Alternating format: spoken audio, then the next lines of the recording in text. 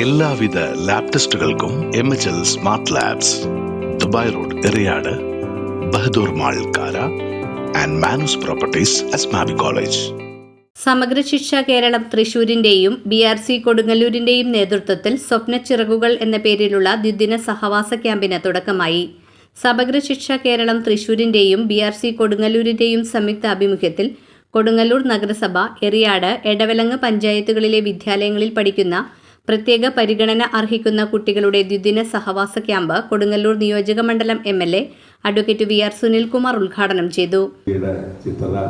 കലയുടെ ഉണ്ട്, അതുപോലെ തന്നെ സിനിമയുണ്ട്, കടപ്പുറത്തേക്ക് നിങ്ങളെ കൊണ്ടുപോകുന്നുണ്ട്.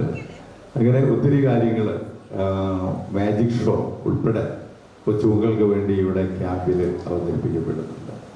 ഇത് തന്നെയാണ് അവരെ പ്രോത്സാഹിപ്പിക്കുക എന്നുള്ളത് തന്നെയാണ്.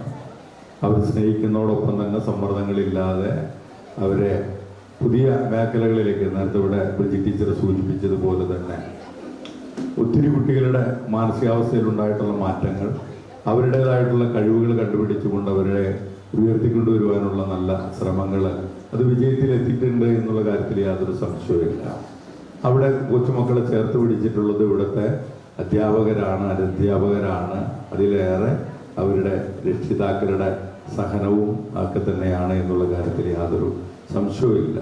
2-3 തീയതികളിലായി അഴീക്കോട് IMUPS സ്കൂളിൽ ആരംഭിച്ച ക്യാമ്പിൽ എറിയാട് ഗ്രാമപഞ്ചായത്ത് പ്രസിഡന്റ് KP രാജൻ അധ്യക്ഷത വഹിച്ചു.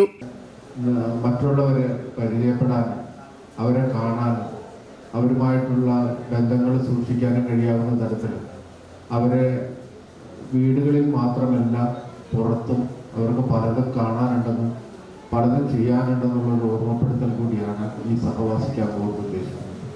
Thrissur SSK DPO KB Briji പദ്ധതി വിശദീകരണം നടത്തി. Ward member EV Venu, diet faculty U Muhammad Rafi, പ്രശസ്ത ചിത്രകാരൻ ഡാവിഞ്ചി സുരേഷ്, റിട്ടയർഡ് അധ്യാപികയും സിനി ആർട്ടിസ്റ്റുമായ ജാസ്മിൻ കാവ്യ, അഴീക്കോട് IMUP സ്കൂൾ പ്രധാന അധ്യാപിക KB Jasmin, PTA president KY Sereena എന്നിവർ സംസാരിച്ചു. Kodungallur BRC BPC PM Mohanraj സ്വാഗതവും BRC ട്രെയിനർ K ശ്രീപാർവതി നന്ദിയും പറഞ്ഞു. 30ഓളം കുട്ടികളും അവരുടെ രക്ഷിതാക്കളും BRC അംഗങ്ങളും ഉൾപ്പെടെ നിരവധി പേർ ചടങ്ങിൽ പങ്കെടുത്തു.